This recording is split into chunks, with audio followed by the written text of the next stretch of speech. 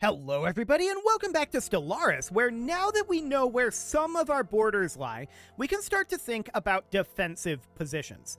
Theravia would not be a terrible one, but if we wanted to also defend against the Pictling Alliance out over this direction, Pulbon Kier would be a slightly better position, if we're okay with giving up Theravia and Abriri early on in a hypothetical war there.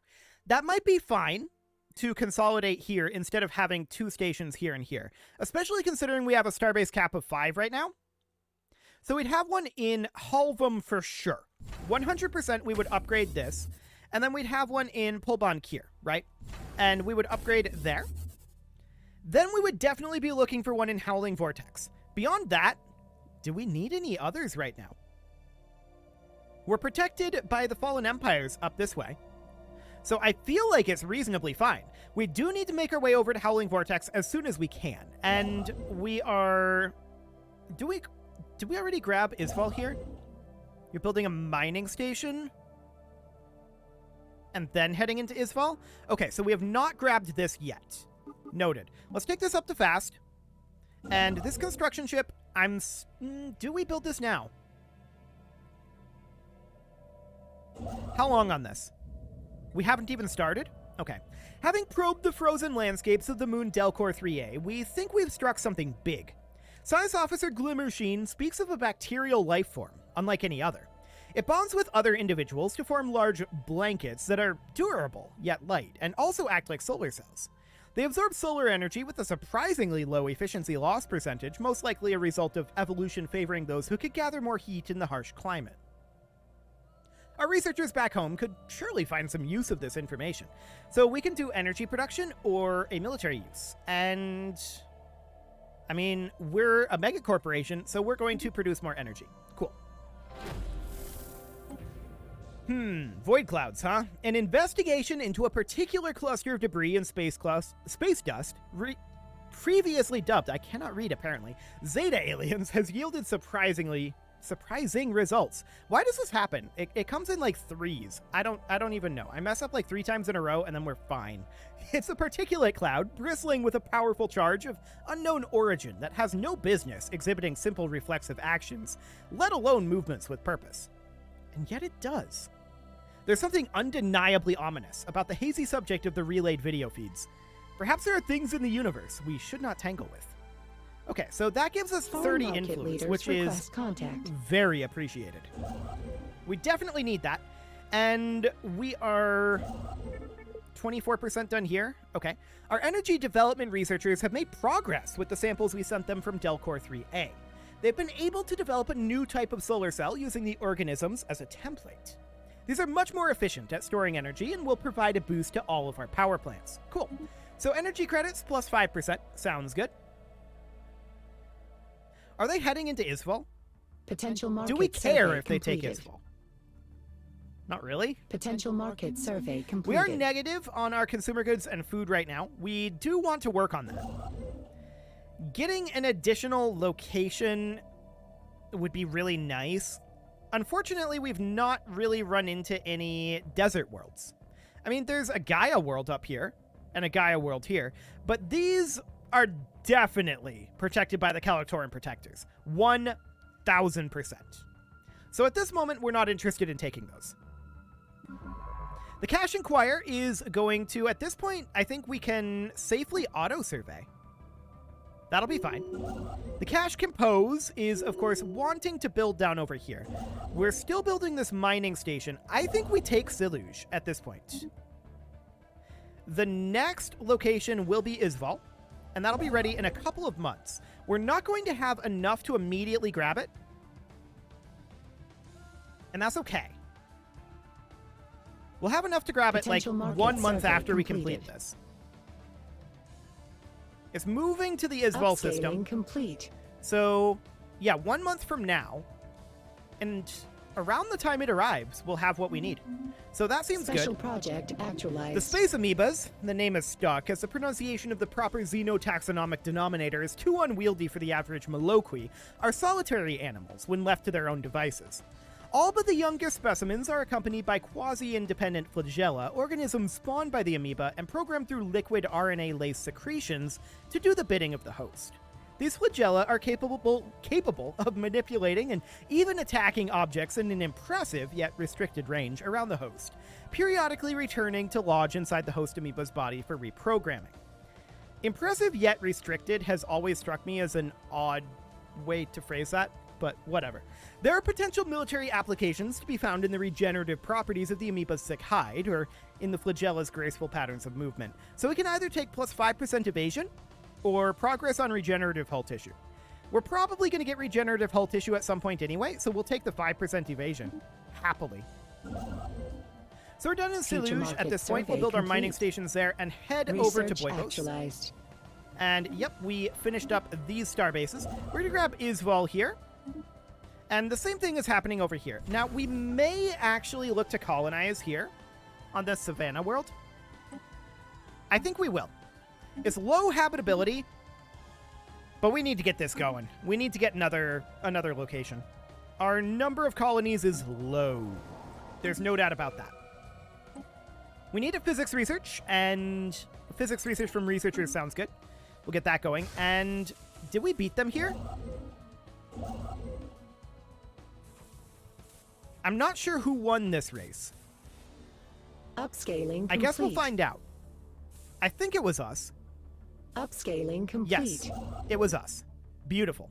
So Isval is ours, and we will build our station there, and then head on over to Basinak. Market outlier identified. The planetary body Nokum 2 appears to be covered in some manner of grayish substance, possessing strange properties and varying metallic composition. Cool, we'll look into that. The cache examine requires orders, and it can literally just auto-explore at this point. We have everything that we need. They are in Dorfil now, though, and we absolutely need to prioritize Howling Vortex. So, we need as much influence as we can get. How long on our modifier here? 90 days. Okay. After detailed analysis, Officer Images in Monochrome has discovered that the strange metallic substance coating the surface of Nokum 2 in fact comprises of billions upon billions of nanites. These nanites are microscopic, self-replicating micromachines, perhaps created by a past civilization for some unknown purpose. The volume and density of this nanite sludge is remarkable, adding billions of tons of mass to the underlying planet. It would appear these tiny self-replicators entered a state of runaway reproduction at some point in the past, engulfing the planet and everything on it. In studying the nanites, the crew has made some exciting new findings that will undoubtedly aid us in our own research. Cool, so we gained assembly Research patterns. actualized. What did that actually get us? Planetary build speed? Okay, I like it. So we're heading up into Basinak, and all of our influence is now going in over here.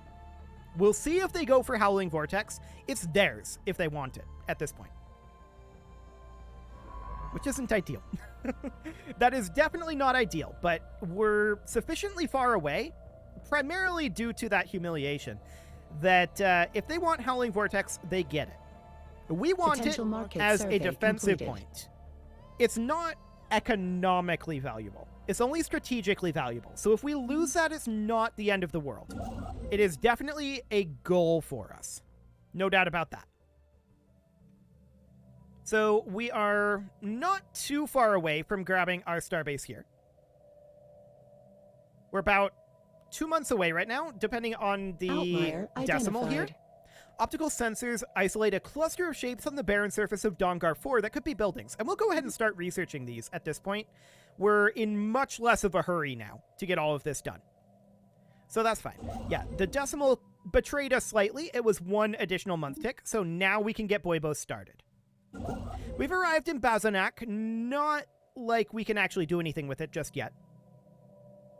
But we're going to get Boybos built here. Future market survey complete. We briefly detected some unusual energy readings emanating from this planet. Okay, well, we'll look into that. That is a very generic message.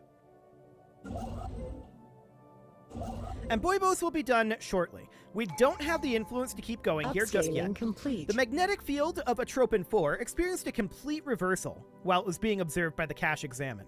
This rare event has interchanged the positions of the planet's magnetic poles. Fortunately, it was all recorded by the sensors of our ship, providing our scientists with a lot of valuable data. Cool, so we got some science data out of that, and we'll head down to Omagus next. I see these guys here. They're just sitting here for the moment. They did expand down this way. Them expanding this direction is fine. That's uncontested by us. Outlier identified. There are signs of activity by an ancient precursor civilization in the vicinity of this gas giant. Look into it, but that'll take a while. And that's fine. We do have a tradition that we can grab here. This finishes out the expansion tree, which is very solid. +1 max districts and an ascension perk, and minus 20% starbase upkeep. So what do we want next? Well, not nihilistic acquisition, I don't think. Not interstellar dominion. We are looking for... Commercial packs no longer cost influence to maintain, and branch office reduction in cost. That's interesting. I need to learn how to use branch offices, so that's probably what we're going to go for here. Do it. How do we do branch offices? That's on, like, planets, right?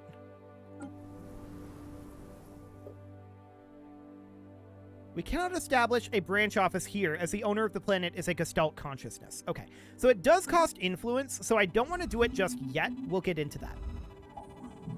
What the cache reconnoiter found on Dangar 4, I almost said 6 there, but that's definitely a 4, were not buildings, but surprisingly, regular mineral outcroppings.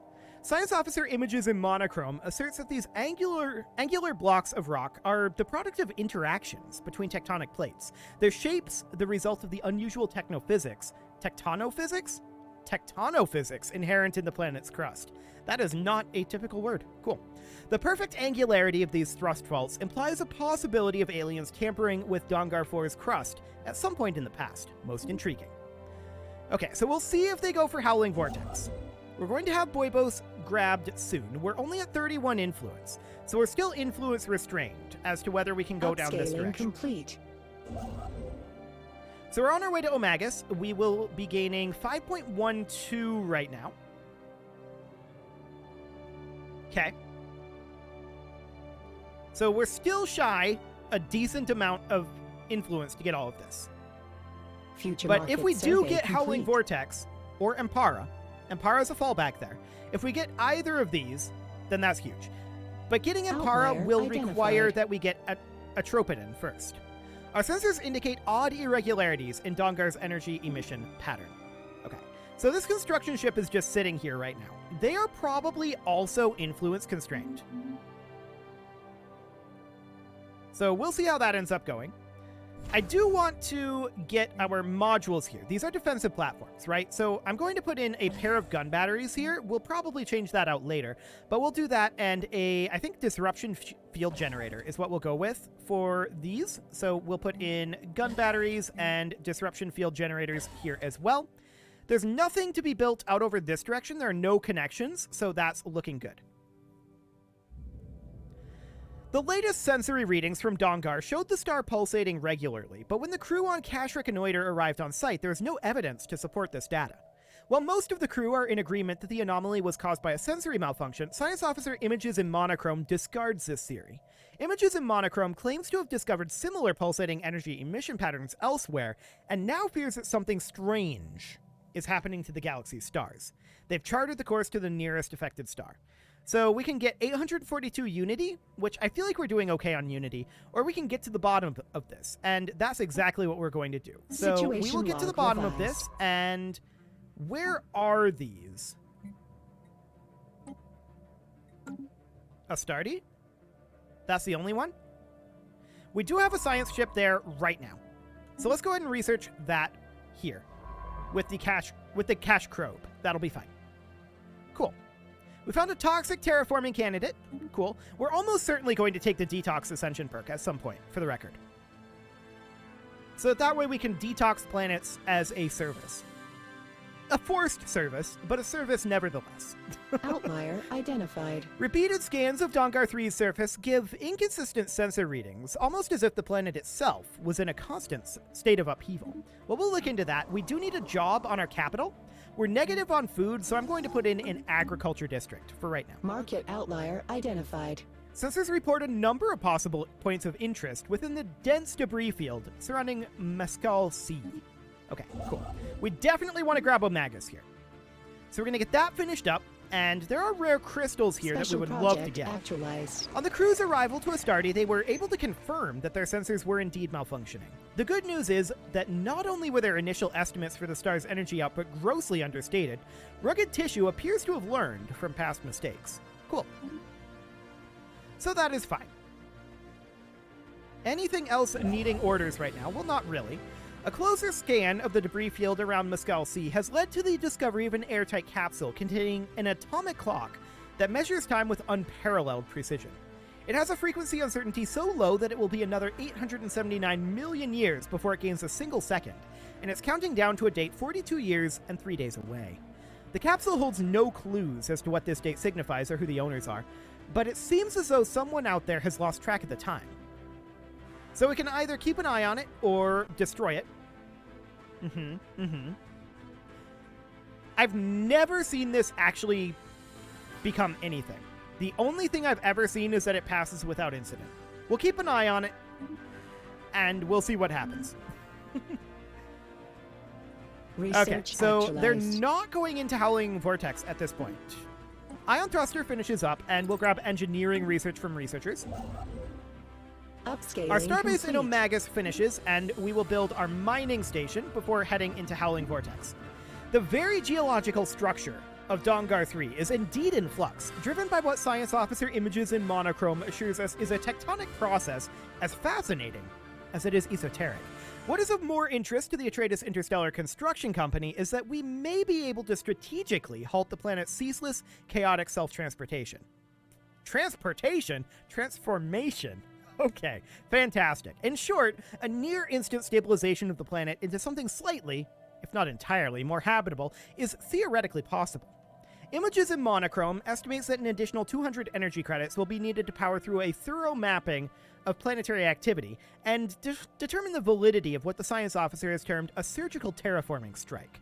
Actual terraforming lies beyond our grasp at present, so this is an exciting opportunity. Do it. Outlier identified. We have a 50% chance of success. That's an irrelevant amount of energy credits, to be honest. A significant amount of debris in orbit around this gas giant. Most of it appears to come from long-lost starships of various configurations. Cool. And the Kelsen Mandate found us. They're spiritual seekers, and sure, we all have much to gain from this encounter. Science Officer Images in Monochrome reports that Dangar 3 can indeed be terraformed. A narrow window of opportunity is expected to open shortly, as the planet enters a particularly unstable phase of its cycle, lasting a couple of months.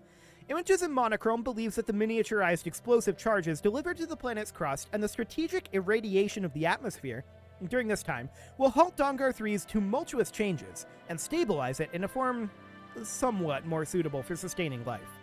A special project has been issued, but we do not have much time. Situation log revised. Okay, do it. Cool. So that's underway.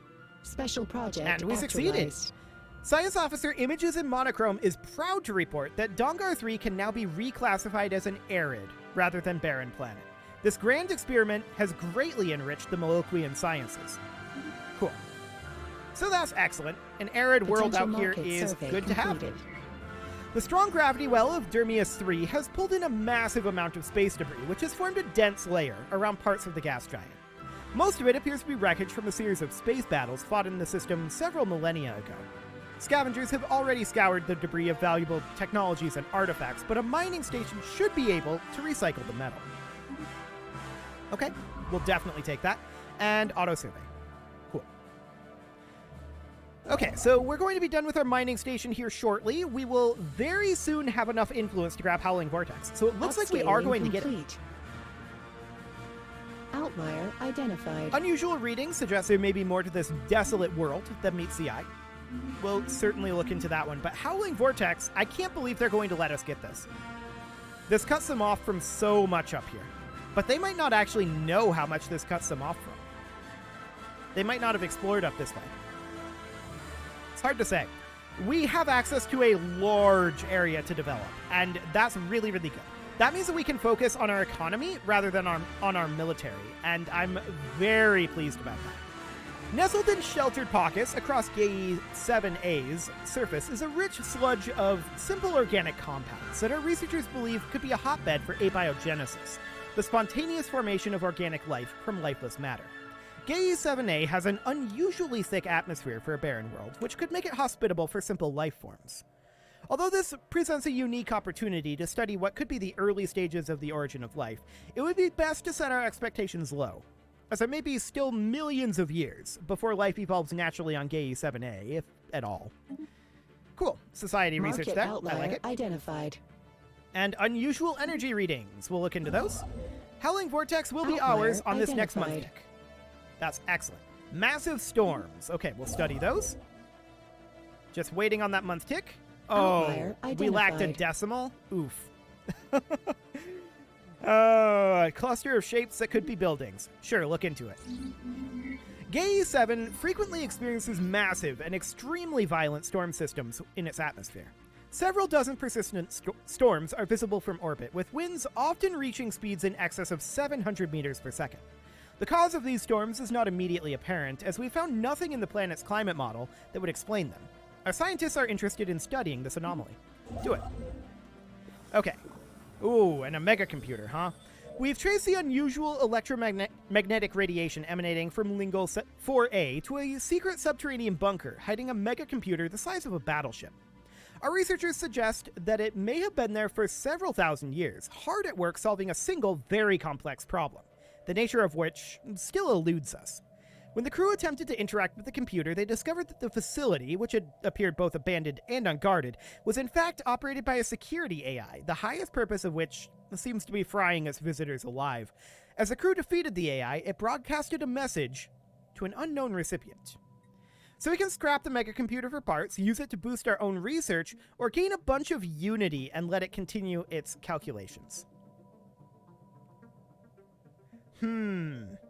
I don't think scrapping it for parts is worthwhile. So it's going to be either, do we gain Unity or do we gain engineering research for 10 years?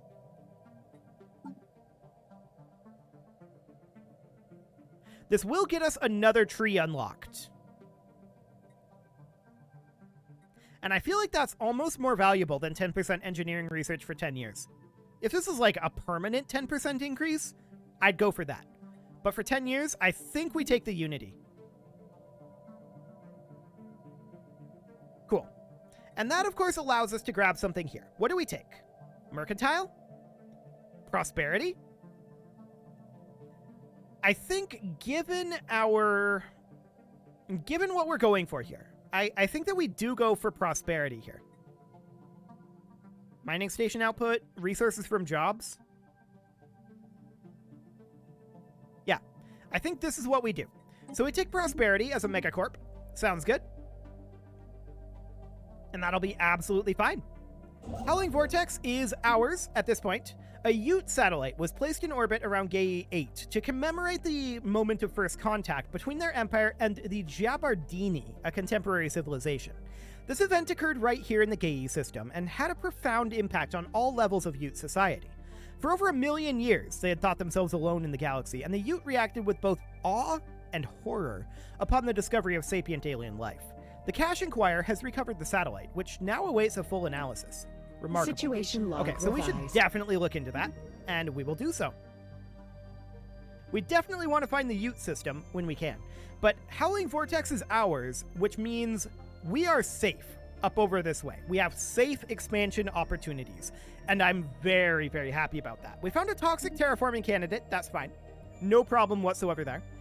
And the Pictlings have taken territory up here.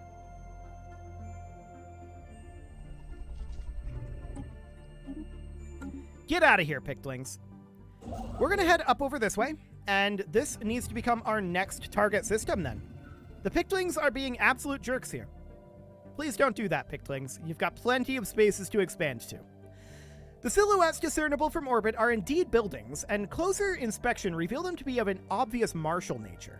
While abandoned for some time, though very recently on a galactic timescale, Science Officer Glittersheem believes that the secrets of alien tactics may yet be exhumed from beneath the dust that covers the decaying barracks and looted armories.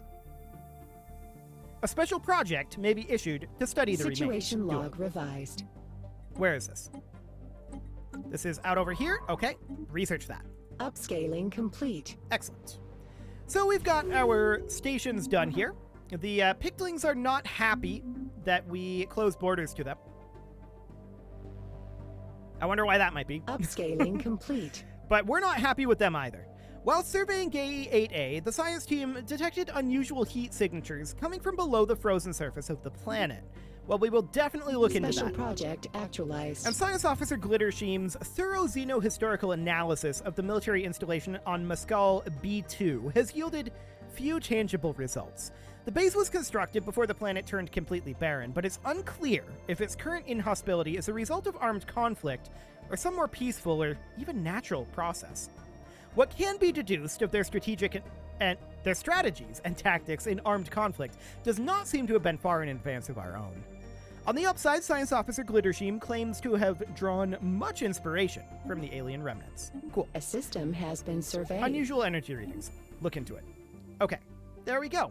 With that, it is time to put a cut in here, so I'm going to go ahead and do that, and next episode, we're going to see if we can grab some of this away from the Pictlings. They are being very rude here. No doubt about that. We're going to have to probably annex this back from them at some point, just to get rid of the border gore, but we're not going to let them expand beyond, certainly beyond these 4 systems. And that would be pretty easy to take back. Not a big deal there. You can leave your offerings to the engagement gods in the form of likes, comments, subscribes, and bell ringings, and a very special thank you to all of the channel members for making this video possible, including ALS Gamer, James, Shadowwolf, Mlohan80, Ro Corvid, Kentogan, Spartan News, Nick Smarty, Dimitri H, Punching the Microphone, Anna the Elephant, and all the rest. And of course, you. Thank you for watching. If you'd like to support the channel, you can click the join button down below the video, and as always, I will see you all next time.